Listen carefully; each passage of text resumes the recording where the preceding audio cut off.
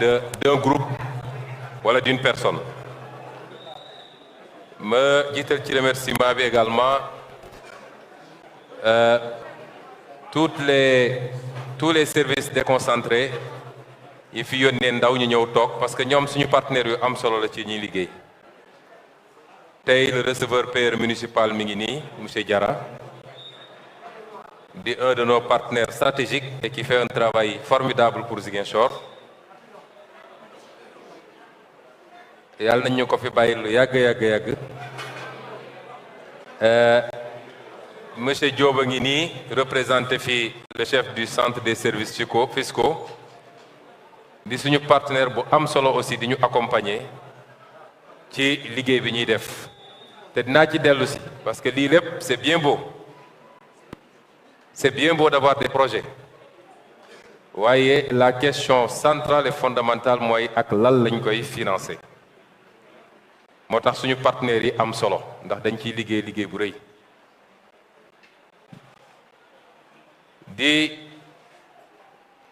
même su dee le représentant de l'État, en l'occurrence le préfet n'est pas là et ne s'est pas fait représenter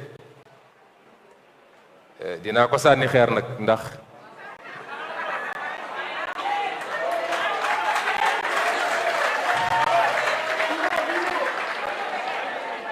bi ma nekkee maire ba léegi à chaque fois qu'on a des activités yu mel nii dinañu invité gouvernance dañu invité préfecture mais je sais pas pourquoi duñu ñëw te duñu yeble te li ñuy liggéey njëriñu Sénégal la njëriñu Ziguinchor la te am na ci pàcc bu am solo boo xam ne dafa jaar ci loxo état pour mun a yegg si Ziguinchor kon doon na baax doon na rafet ñoom ñu ñëw teew gëwma dina wàññi dara ci seen liggéey wala dina yokk dara ci suñu bos ñun di remercier les collègues maires yi fi teew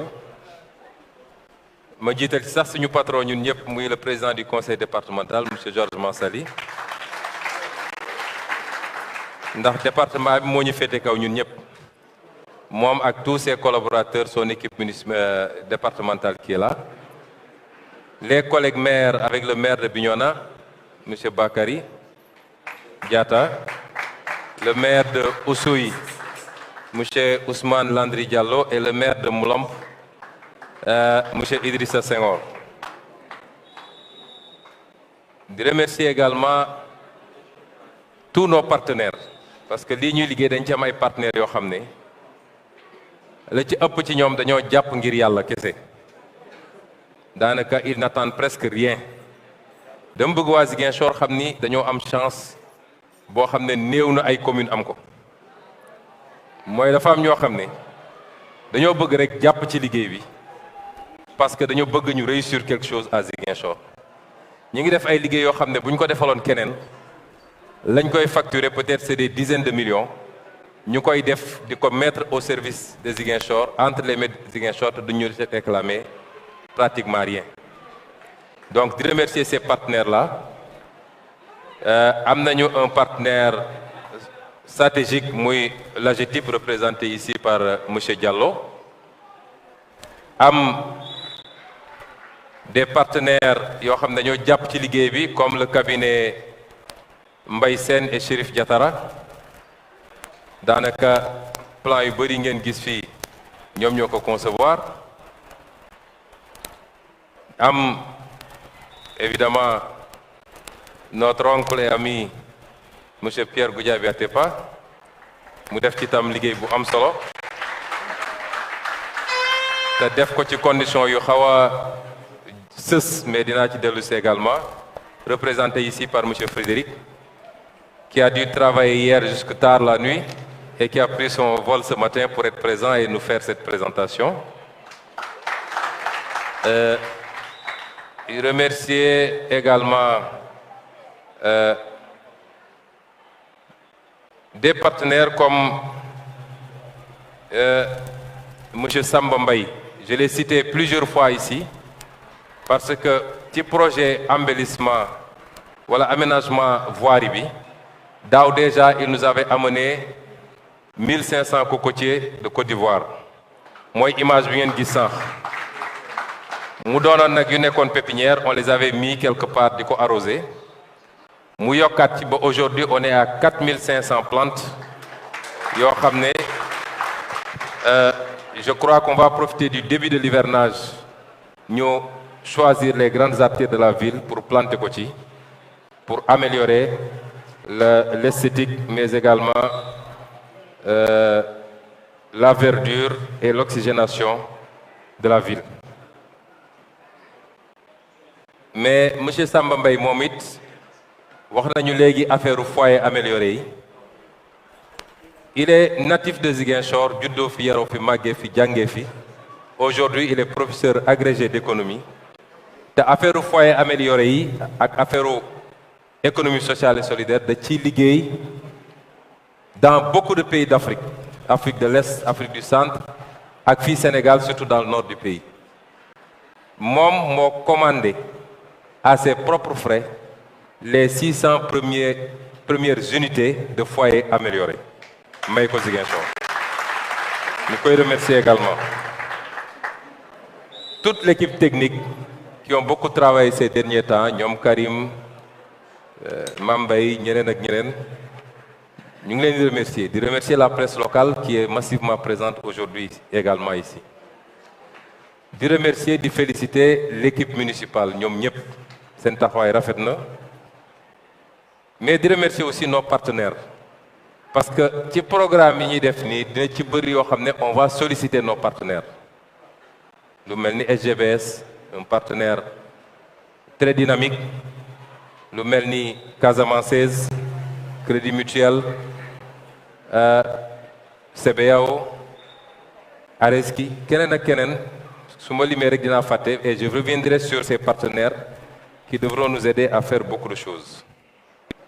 Alors, dañ leen présenter un package de projets en deux parties. Première partie bi mooy projet yi nga xam ne dañ koy démarrer fi mu toll nii. C'est pas des images qu'on vous montre, am na yoo xam ne démarrer na ba pare. Démarrer nañu la clôture des écoles. Je vous avais dit que mënuñu admettre ici à Ziguinchor qu'il y ait encore des écoles publiques yoo xam ne Samba Boy yi xaj yi mbaam yi xar yi lu ñëw rek dugg génn, nos enfants ne sont pas protégés. Et nous avons dit dans les 2 à 3 ans à venir dootul am ici dans le périmètre de Ziguinchor une école qui n'ait pas été clôturée ba nga xam ne les enfants seront sécurisés. Loolu première phase bi la. La deuxième phase mooy def des aménagements ci biir école bi, des aires de jeu, des aires de jardinage, etc. ba nga xam ne ça va être un cadre de vie agréable. Am nañu projet boo xam ne madame le maire mi ngi ciy liggéey. Am nañu yaakaar ni ouverture l'année prochaine dinañ ko lancer mooy les cantines scolaires ba xale yi mën a di am ñi seen waajur am doole ak ñi seen waajur amul doole di mën a am le goûter à l'école. Parce que bëri na xale yoo xam ne dañuy xëy di jàngi te duñu ndekki. Am na xale yoo xam ne loolu moo tax ñu bàyyi jàng et ce n'est pas normal.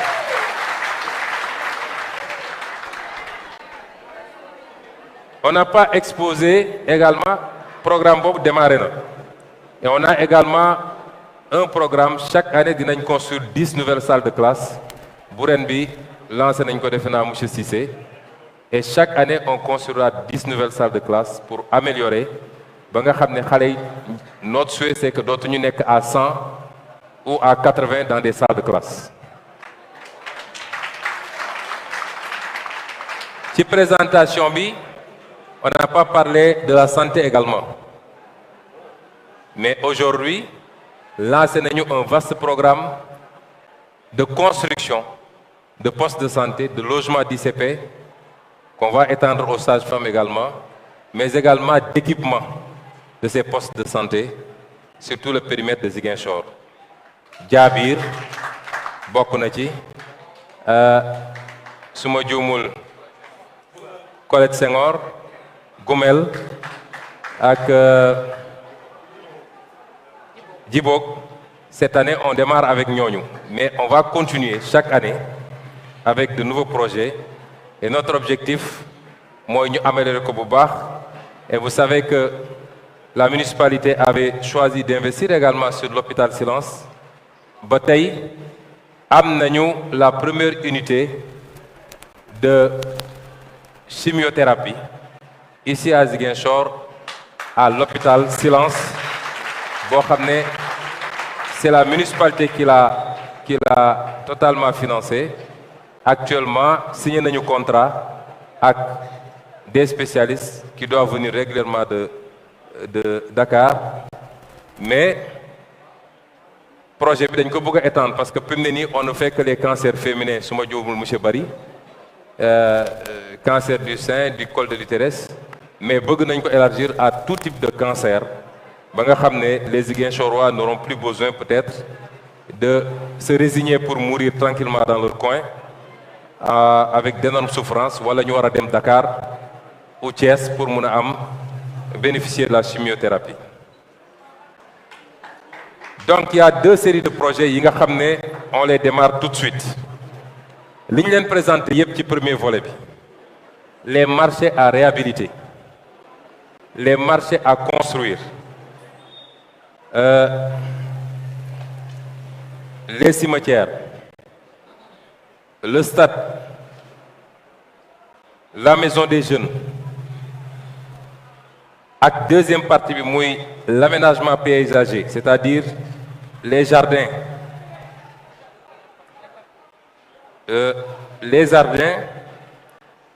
l'aménagement des grandes artères.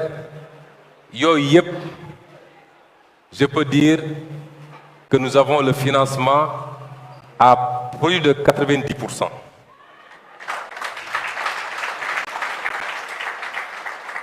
Donc yooyu ñuy démarrer la sans tarder. Am na yu ci commencé comme je l'ai dit, am na yoo xam ne comme l'a dit monsieur Diallo, pratiquement l'entreprise est déjà sélectionnée.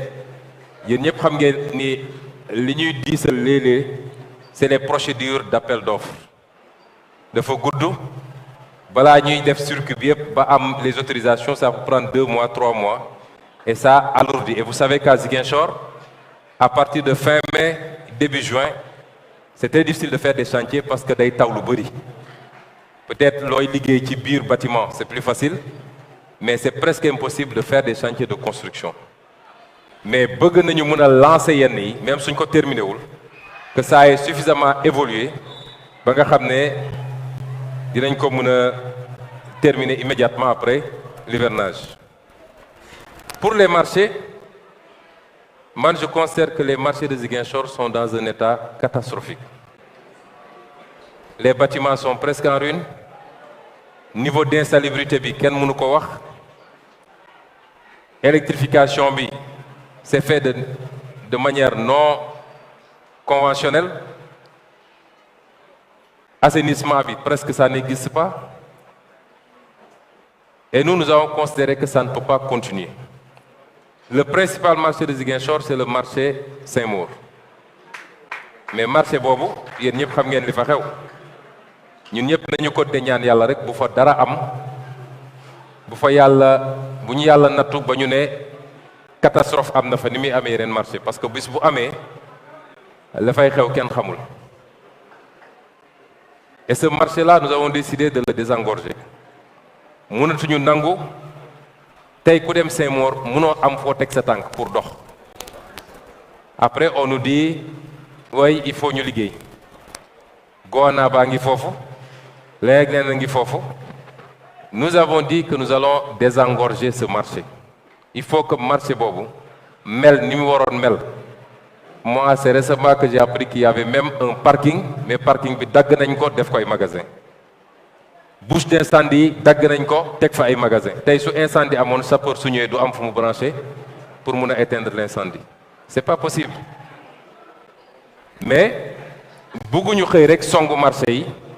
On a dit travaillons d'abord à offrir d'autres possibilités d'abord. Moo tax ñu ne yenn marché suñ ko réfectionné Baneto gis ngeen ni mu mel, mais suñ ko réfectionné ni mu meloon déjà ak partie bi ne ci gannaaw ñu boole ko ci biir marché bi, yaatal ko, ça peut accueillir beaucoup plus de monde. Ensuite, il y a le marché Mariama Diédhiou qu'on va réfectionner. Ñu ne léegi il est bon que ñu def des marchés spécialisés aussi. Ziguinchor est une ville de pêche, même si wàññeeku na tuuti, mais ba léegi c'est une ville de pêche. ñu ngi fiy débarquer jën ju bëri. Et nous, quand on était plus jeunes, il y avait les usines de pêche ici, à Mergé, Socéchal, il y avait beaucoup d'usines de pêche. Aujourd'hui, il y a le quai de pêche bi nekk fële. ñu ne donc c'est bon ñu def un marché dédié aux produits halieutiques. su ñu nee marché aux poissons, poisson moo gën a siiw ci li ñuy jëlee ci géej, mais poisson, crevette, ñànkaar bi,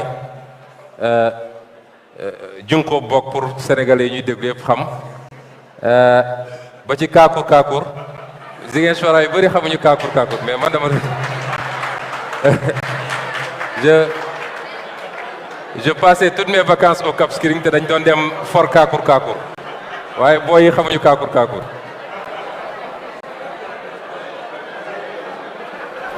donc yooyu yëpp ñu mun a am un marché boo xam ne foofu lañ koy wàccee, foofu lañ koy débarquer. ñu ne à côté de ça, Ziguinchor aussi est une ville d'agriculture. Période bi ku ñëw Ziguinchor, mais li fi nekk ci darkase, muy fruit bi muy kooku waaw saal darkase kenn xamul nu mu toll. Je crois que l'année dernière ou l'année d'avant, on était à 80 000 tonnes de noix d'anacarde. yooyu nag am nañ ci ay projets yoo xam ne dafa laaj doole bu gën a bëri. ndax man su ma amoon li ma bëgg, benn kilo de noix d'anacarde du génn Ziguinchor lu dul décortiquer nañ ko fii, def ko ci sachet, def ci label, mu am valeur ajoutée nga doog ko exporter pour mu andil la xaalis. Mais aujourd'hui, 90% de la production est exportée pratiquement vers l'Inde, brut. On perd énormément de milliards sans s'en rendre compte. Mais loolu ci yeneen programme la ak yeneen projet yoo xam ne dinañ ci liggéey. Mango baa ngi fi, orange baa ngi fi, pamplemousse leneen ak leneen, banane cochon yi nga xam ne on produit beaucoup ici. Les fruits et légumes, yeneen période c'est l'arachide, c'est le riz local. ñu ne donc dina baax ñu def un marché dédié aux produits agricoles, de sorte que ku fi dugal produit agricole mu jóge ci commune rurale yi, tu ne vas plus l'amener au marché Boucotte ou au marché Baneto ou à Tilène ou au marché Escale, mais directement da nga koy yóbbu ci marché boobu, et de là-bas ça peut être un point d'éclosion. Les gens peuvent venir acheter en gros. xaw na niroog marché Thiaroye. Et c'est pourquoi nous avons proposé également le marché aux produits agricoles. Mais depuis quelques jours am na débat bu ñu ubbi, wax naa ci ak waa conseil municipal bi avant-hier.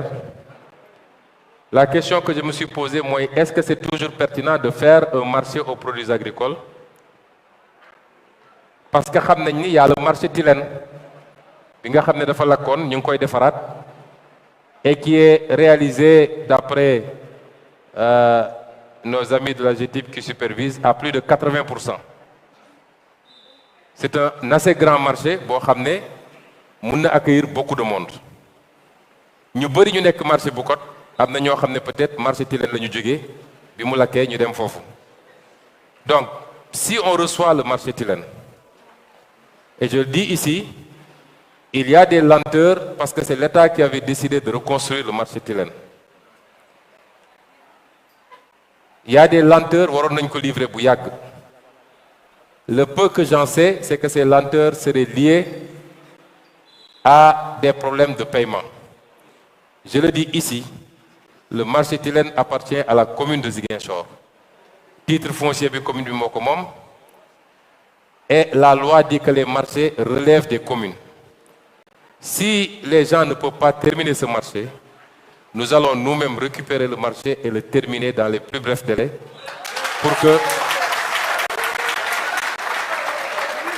pour que les Ziguinchorois puissent en jouir.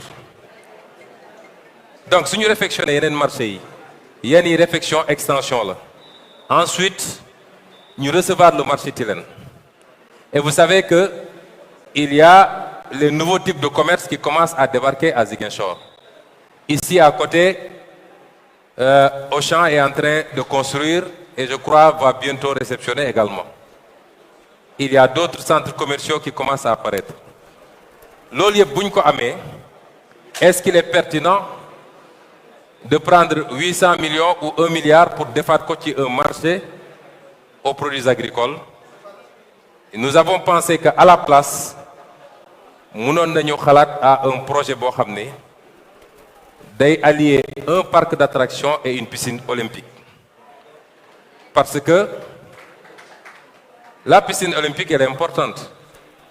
Les Ziguinchorois ne savent pas nager. Moi je sais nager, mais on ne vérifie.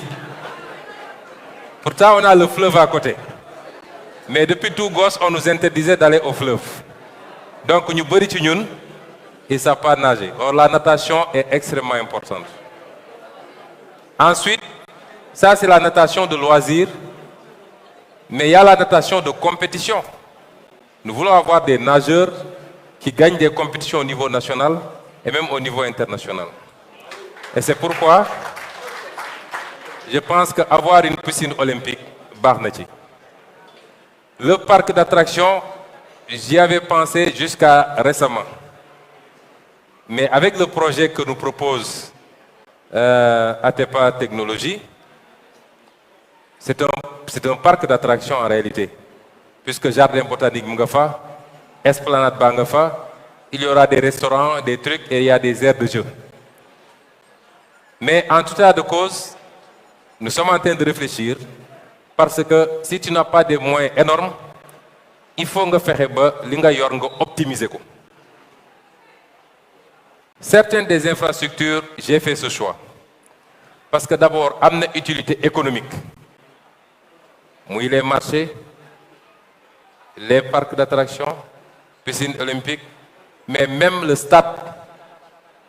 Parce que dina am ñoo xamné dinañ leen ko louer de temps en temps. Un marché, c'est bon pour les commerçants, c'est bon pour les populations, mais c'est bon aussi pour la commune. Parce que l'essentiel de mes recettes mi ngi jóge ci marché.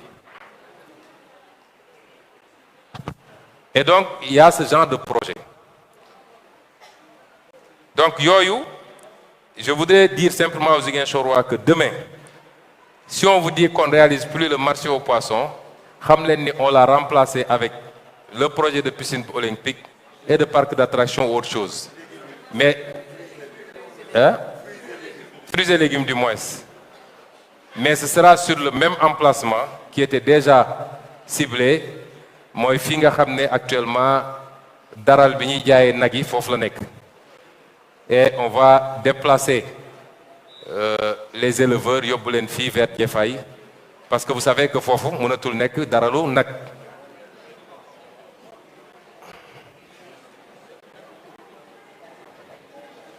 Pour les cimetières, c'est que man, quand je vais voir au cimetière, c'est difficile. Cimetière Ziguinchor yi moom d'abord c'est pas présentable. yi ci bëri mur yi daanu na bunt yi presque amu ko.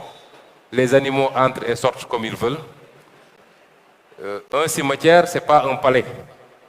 waaye nag war nañ koo defar tuuti. C'est pourquoi nous avons dit nous allons réfectionner les cimetières. Les cimetières qui existent déjà, malheureusement, sont très mal faits. Soit des cimetières, soit des cimetières Belfort, tu es obligé de dox ci kaw bàmmeel pour arriver fi nga bëgg ziyarer ses parents. Bàyyiwuñu des voies, bàyyiwuñu dara. Il faut que nous ayons un autre cimetière, peut-être un autre espace de 5 hectares ou plus, mais aménager ko ni ñu bëggee. génne ay voies yoo xam ne peut-être corbillard bu ñëwee sax dina mën a dugg ba ci biir comme le cimetière de Yoff def des locaux administratifs pour ñi fay teg parce que je me suis rendu compte que les cimetières de Ziguinchor ku ñëw ak ndéwam day ñëw rek dugg ñu gasal ko fenn mu suul la mairie ne délivre même pas une autorisation pour inhumer à tel endroit ou à tel autre endroit. Donc yooyu yëpp on va les restructurer parce que les cimetières c'est important, c'est notre destination finale à nous tous, yàlla na yéex parce que Badji Koundaay loolu la ñuy bañ a dégg, mais nous sommes tous appelés à finir là-bas. Il faut qu'on le rende plus ou moins présentable. Le stade Jules François Bocandé, je crois que c'est une nécessité actuellement. Le stade Amitié, le stade Aline Sitoé lañ fi yor. Vous avez vu situation bi mu fi nekk. Il paraît que ça doit être fermé d'un moment à l'autre et que le Casa Sport même va recevoir à Dakar. Nous allons rapidement aménager ce stade. On va le faire graduellement sur 2 ans ou 3 ans. Mais je disais l'autre jour que su paree, Ziguinchor sera la seule commune qui aura 2 stades aux normes internationales. Pratiquement. Alors, on va le faire graduellement parce que c'est un stade multifonction. Gis ngeen am na terrain basket, am na terrain handball, volleyball, am terrain football. Cette année, nous voulons poser au moins la pelouse synthétique et mettre les projecteurs pour que ça commence à être opérationnel. Parce que xam ngeen ni hivernage jot na presque. Et l'année prochaine, s'il plaît à Dieu, on termine les tribunes et on aménage rapidement les 2 autres espaces, muy basket bi ak handball bi ak football bi.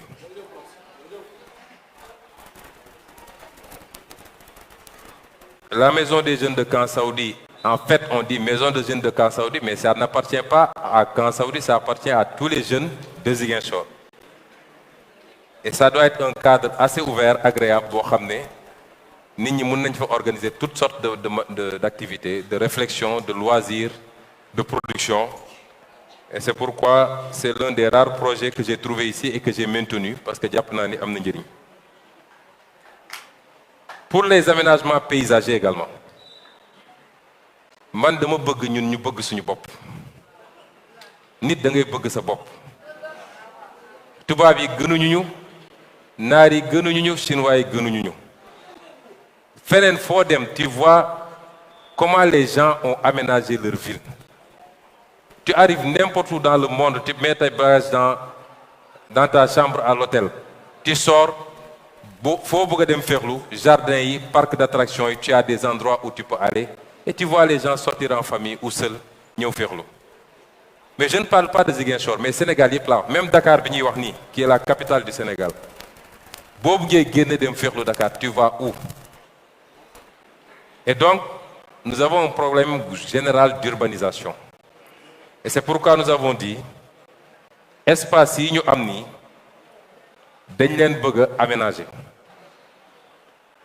Def ci de la verdure, def ci du gazon, def ci des bancs publics, def ci également des espaces de jeu. Parce qu'à côté de ce projet, il y a un autre, parce que dans l'Incitel, ça c'est les projets qu'on veut faire tout de suite, il y a un lot de projets.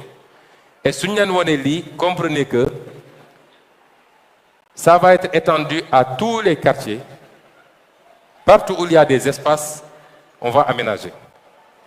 Mais il faut que les populations se sentent concernées. Parce que ce ne sera pas Ousmane Sonko mooy ñëw. Une fois qu'on va à Kandialan ou à Lindiane, ñu aménager espace public. Waa foofu ñu war a organiser wu, particulièrement les jeunes, mais di ko toppatoo arrosage bi, éviter que les animaux entrent, entretenir les espaces de jeu. La mairie va accompagner, mais c'est les populations elles-mêmes, dans un premier temps, qui doivent en faire leur affaire. Mais investir 20 millions ou 25 millions ou 30 millions ou le plus pour faire un espace, 6 mois plus tard, tu ne trouves absolument rien là-bas, ça aussi ce ne serait pas bien et ce ne serait pas encourageant. Donc tous les espaces publics, c'est dans ce cadre-là que nous avons. Les grandes artères, je vous ai parlé des arbres, mais il y a d'autres types d'arbres que nous voulons introduire. On a déjà les premières boutures. C'est l'arbre qui est supposé être l'un des arbres les plus oxygénants au monde. Nous avons le paulownian, qu'on retrouve beaucoup plus en Chine. On a un de nos partenaires, une de nos relations, qui est botaniste et qui est dans une université chinoise et qui a décidé de venir travailler avec nous pour nous aménager avec ces types d'arbres qui sont très jolis et qui changent de couleur selon les saisons, mais surtout le volet environnemental pour qu'on respire de l'air frais.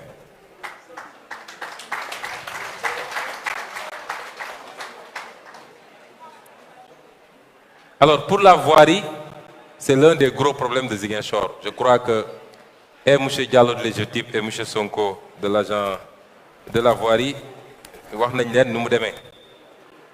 on va commencer des programmes.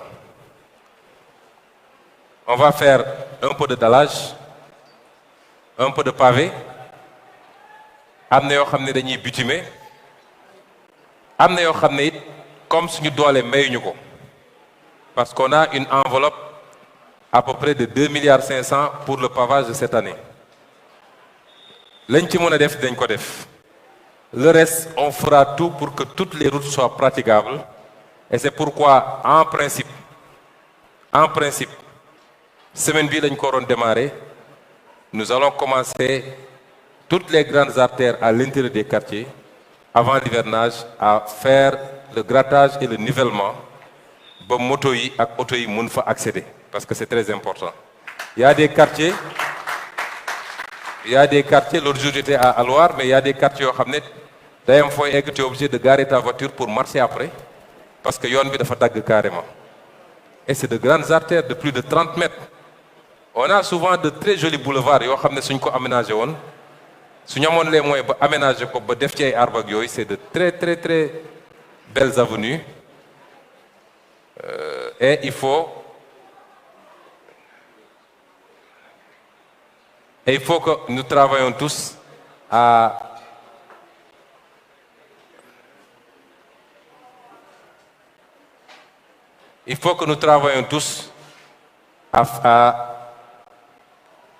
aménager ces grandes artères.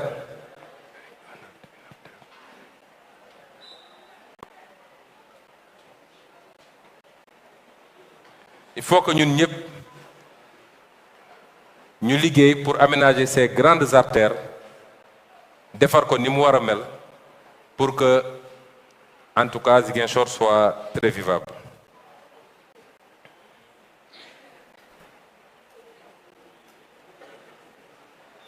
Et il y a également l'éclairage public, on l'a dit. Ziguinchor est plus ou moins éclairé, mais des et c'est pourquoi aujourd'hui nous avons ce programme d'acquisition de 1500 lampadaires solaires. Pourquoi des lampadaires solaires? Parce que ça nous semble plus économique, plus gérable, plus écologique également et moins dangereux. Nous sommes donc nañu ut yoyu, et je peux vous assurer qu'on est très avancé par rapport aux offres que nous recevons. On a budgétisé pour cette année pour un premier lot. Et pour yoyu yep nak, je le dis, Ablaye l'a dit tout à l'heure, nous, on est là, on est maire de tous les Ziguinchorois. Il a dit son quartier HLM. HLM n'est pas mon quartier. Moi, je n'ai plus de quartier à Ziguinchor. Ce qu'on est, moi, j'ai un programme qui m'a fait qu'on tu vois arriver. Amna lu bari lo xamné ça tourne autour des HLM, de m'ako supprimer pour yobbu ko Diabir, parce que je considère que ils n'ont pas les mêmes problèmes. HLM amul problème accès. Mun nga accéder aux HLM à tout moment. Mais à Diabir, dès qu'il pleut, c'est difficile d'accéder. Donc je préfère aider Diabir à accéder plutôt que embellir les routes des HLM. J'espère qu'on ne va pas me taper dessus. Donc nous, aussi bien au niveau des infrastructures routières, des lampadaires, de l'aménagement des places publiques, de la voirie, on essaie d'être très équilibré et de privilégier ñi nga xamné ils ont accusé déjà un retard par rapport à d'autres zones de Ziguinchor. Vous avez vu, ici, on a des lampadaires solaires. Mais à lampadaire solaire, c'est un programme de l'État. Fil lampe électrique, il faut que nous fassions lampadaire. Donc, tu vois lampadaire solaire et 5 mètres plus tard, tu vois une lampe électrique. Mais il fallait prendre ces lampadaires solaires et les amener ailleurs, là où les gens n'ont pas l'éclairage. Et c'est ce que nous voulons corriger maintenant, dans la mesure du possible et dans la mesure de nos capacités. Il y a le programme de l'économie sociale et solidaire. C'est l'un des programmes auxquels je tiens le plus. Économie sociale et solidaire, c'est devenu un enjeu mondial. Vous savez que du 4, voilà, du 2 au 6, Sénégal a organisé le Forum mondial de l'économie sociale et solidaire. La ville de Dakar m'a organisé. La ville de Ziguinchor est invitée, mais ils nous ont même permis d'inviter 4 regroupements féminins de Ziguinchor à raison de 6 membres par regroupement. Donc je crois que les GIE comme Sofora, comme Santiala,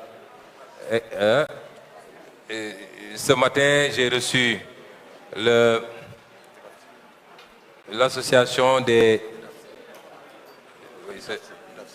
Oui, c'est l'association des femmes, de l'Union des femmes catholiques, qui également font de l'économie sociale et solidaire, ainsi de suite. Est-ce que vous savez que malgré tout le potentiel que vous voyez ici, Ziguinchor est classé parmi les 5 régions les plus pauvres du Sénégal? C'est-à-dire où la pauvreté sévit le plus au Sénégal. À côté de Kolda, de Kédougou, si je ne m'abuse, de Kaffrine et de Sédhiou. Ça, c'est pas normal. Et donc, l'économie sociale et solidaire, l'Inti Djoublu Moy aider les Ziguinchorois à sortir de l'extrême pauvreté. Le Casamance est très digne. Il ne tend pas la main, et même s'il doit souffrir, il souffre en silence. Mais filles, nous savons trop. Et aujourd'hui, nous ciblons cette petite économie, nos braves mamans qui sont ici, les jeunes qui veulent travailler, nous avons ciblé. Quand j'ai reçu les femmes catholiques, elles me disent nous finançons chaque année 3 organisations à raison de 50 000 francs par organisation. 50 000 francs. Si on a une organisation 50 000 francs, qu'est-ce qu'elle peut faire avec? Mais c'est vous montrer que les gens veulent travailler, parce qu'avec 50 000 francs, elles parviennent à faire des choses. Et c'est pourquoi l'un des projets phares, c'est l'économie sociale et solidaire. J'avais dit, si nous atteindrions 100 millions, on commence. Et par la grâce de Dieu, on a atteint 100 millions. On va commencer à y travailler. Et comme je l'ai toujours dit, Amna Loko Djitou, c'est la couveuse d'entreprise, c'est d'abord former les gens à entreprendre. Il y en a qui sont déjà très professionnels, mais il faut nous djangal. Bala nga leen di jox xaalis moo xam 200 000 ngeen jox wala 500 000 wala 100 000 il faut d'abord nga jàngal ko naka ngay tenir sa comptabilité minimale naka ngay gérer tes relations, comment faire pour rembourser. Et c'est pourquoi il y a à côté du fonds municipal de développement économique et social, il y a la couveuse d'entreprise également. Mais j'en profite pour lancer un appel. Parce que moi, j'avais souhaité que l'essentiel du financement, pour ne pas dire la totalité, nous donne un effort. Et c'est pourquoi nous avons dit 100 000 personnes qui acceptent de donner chacun 50 000, même si ils par 1000 francs, 1000 francs. Franchement, nous finissons que nous. Est-ce que tous ceux qui sont là ont contribué? Je ne pense même pas que le tiers ait contribué. Parce qu'on a la cartographie des contributions. Et ma première surprise, c'est que 80% de ceux qui ont donné ne sont pas de Ziguinchor, ne sont pas de la Casamance. ils sont du Baol, ils sont du Saloum, etc. C'est des gens qui aiment bien le président Ousmane Sonko et quand je lance un appel, ñu joxe 80% de ceux qui ont donné. Ça pose problème? Nous voulons travailler pour Ziguinchor.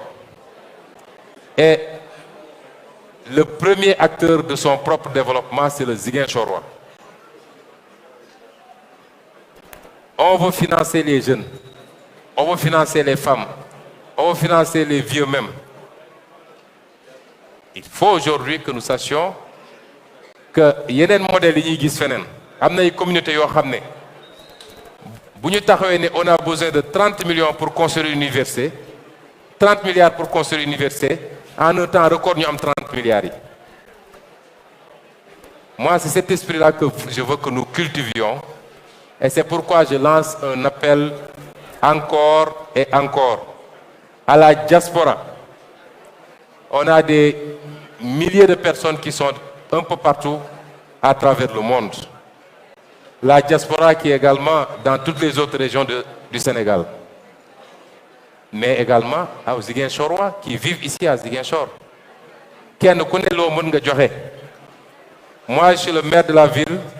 Bi may def campagne, j'avais pris l'engagement que je donnerais 10 millions. Joxe naa samay contribution ba matal naa semaine passée samay 10 millions.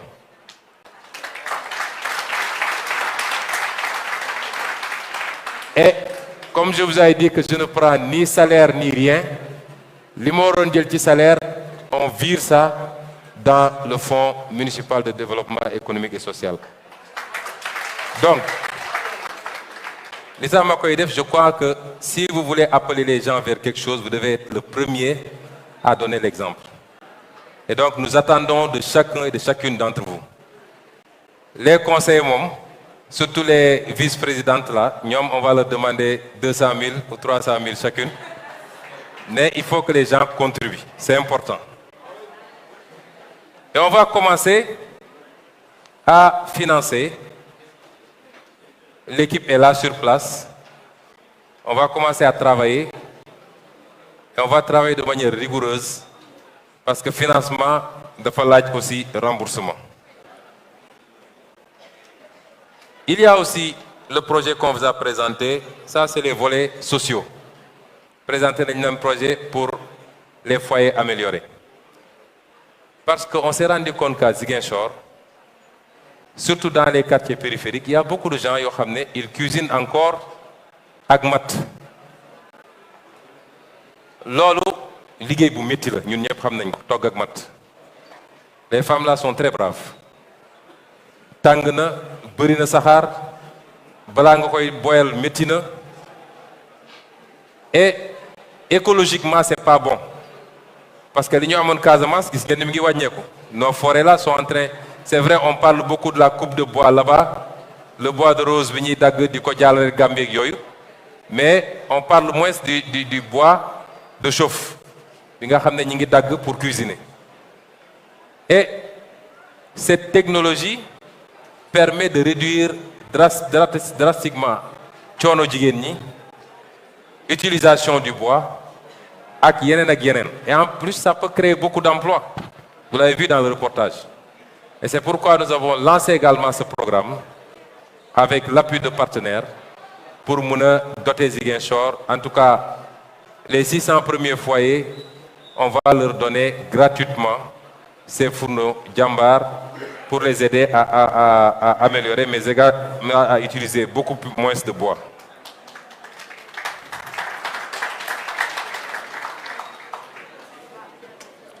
Alors, en plus de ces projets maintenant, on a les projets en réserve. On a le financement à 80 à 90%. On a d'autres en réserve.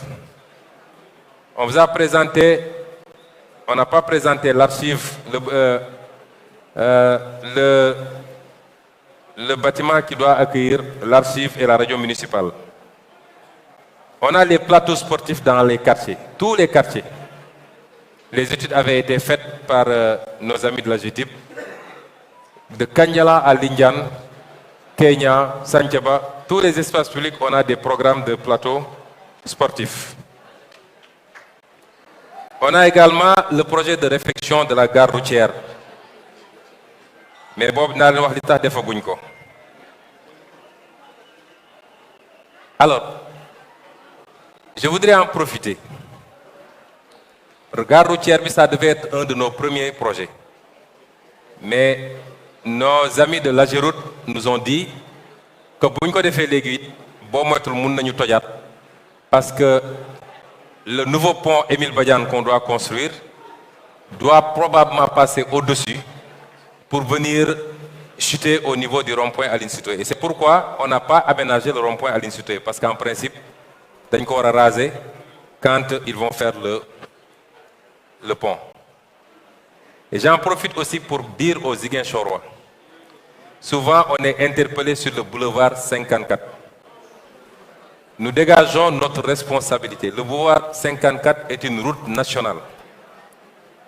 Il y a un décret qui organise les routes. De femmes, les autoroutes maintenant, ça, il y a les autoroutes, les routes nationales, les routes départementales, et ensuite, on vient dans les voiries communales. Et même dans les voiries communales, il y a la voirie classée qui ne relève pas de nous et la voirie non classée qui relève de nous. Le projet Bingenguis, Boulevard 54, c'est le projet de l'État du Sénégal sur financement de la Banque africaine de développement. Moi, le tronçon Impact Sénoba.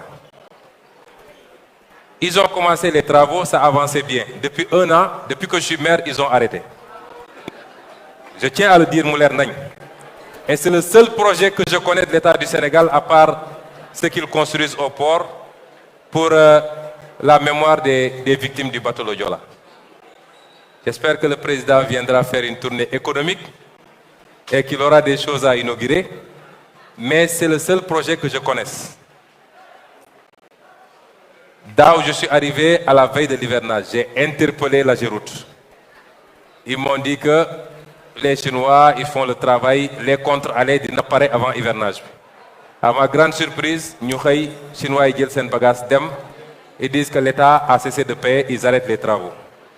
Si les Ziguinchorois doivent demander des comptes pour le boulevard 54, qu'ils ne le demandent pas au maire, ils n'ont qu'à le demander à l'État du Sénégal, représenté ici par le gouverneur, son Excellence, Monsieur le Président de la République Macky Sall, nous avons arrêté sur le boulevard 54. Je vais être très clair.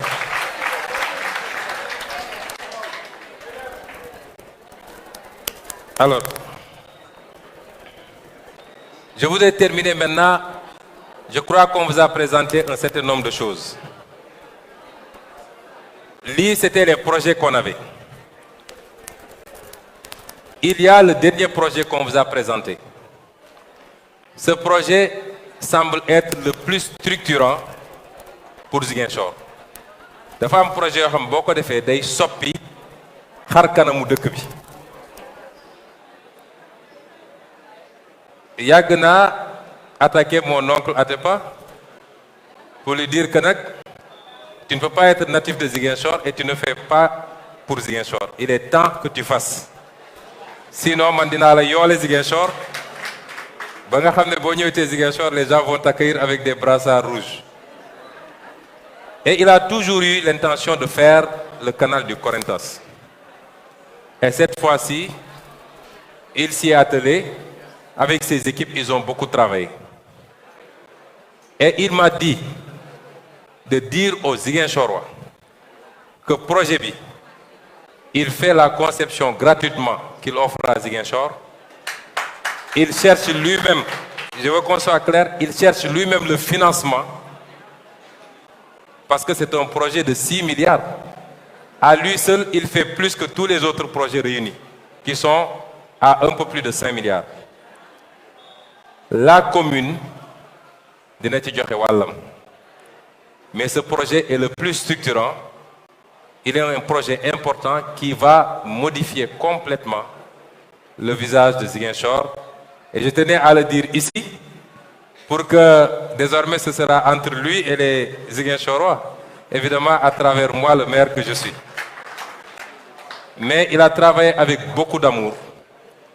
avec beaucoup de passion. J'ai suivi l'évolution depuis des mois. On a fait les relevés topographiques qu'on lui a donnés. Il a mis toutes ses équipes. Monsieur Frédéric, ici présent, jusqu'à hier nuit, ils ont mis les dernières touches pour nous produire ce chef-d'œuvre.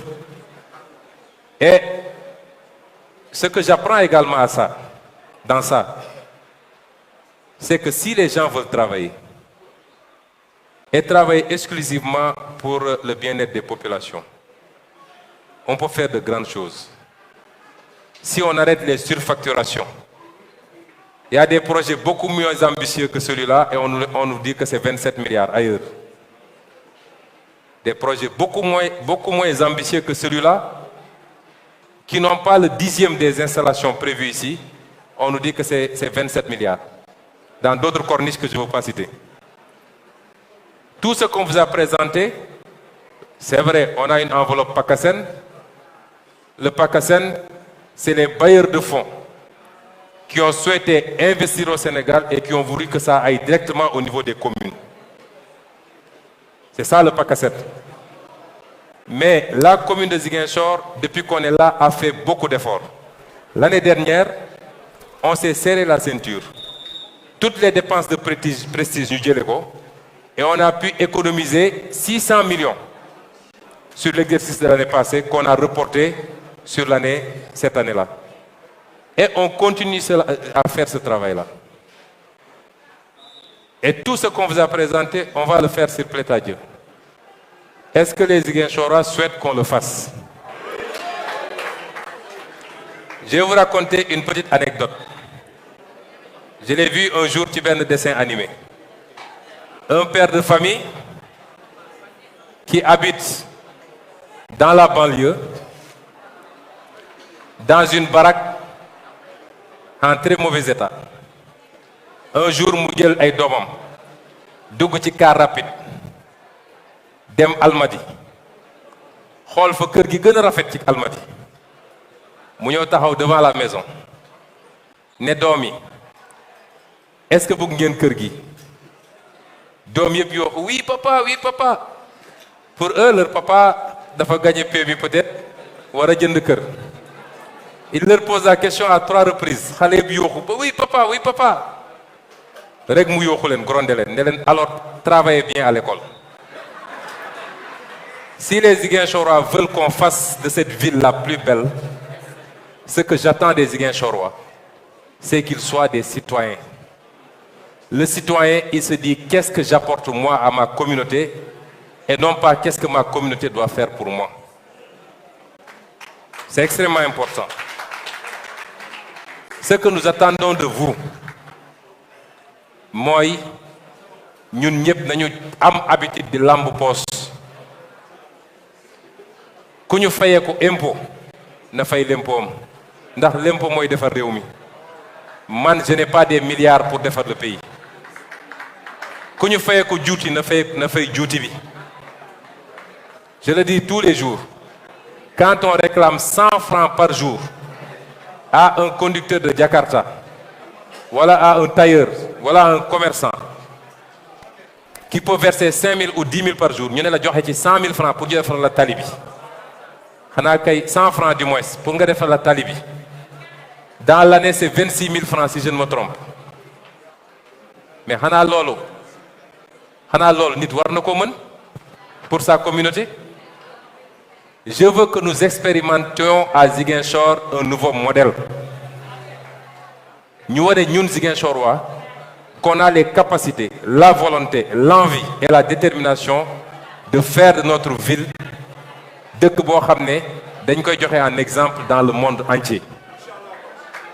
Et en contrepartie, la garantie que je peux vous donner, moi, aucun centime de l'argent public n'ira dans les poches de quelqu'un dans cette ville. Détournement de fiam, surfacturation de fiam. Hier, avant-hier, aujourd'hui, j'ai émis une convocation du conseil municipal pour le 3 prochain. Bokk na ci point yi nga xam ne je veux que le conseil nous autorise mooy on va saisir la justice, on va déposer des plaintes par rapport à des comportements yoo xam ne je ne peux pas les tolérer moo xam ci foncier bi la jël suuf soo moomul di ko jaay dagg espace public yi di ko jaay ça c'est fini à Ziguinchor.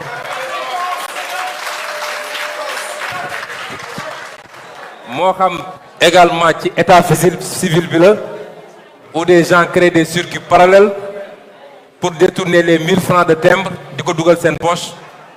Je serai intolérant par rapport à ces attitudes.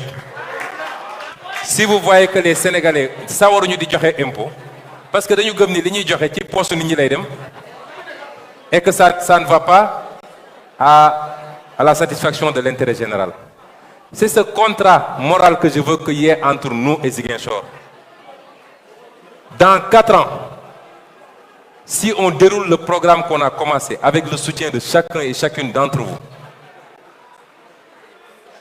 nous offrirons à nos enfants un cadre de vie boo xam ne et tout ce qu'on va faire va générer en même temps des emplois et va prendre en compte l'environnement aussi. Voilà le pacte que je veux sceller avec les Ziguinchorois.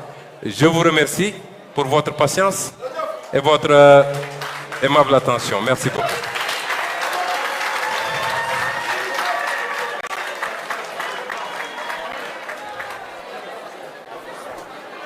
Merci.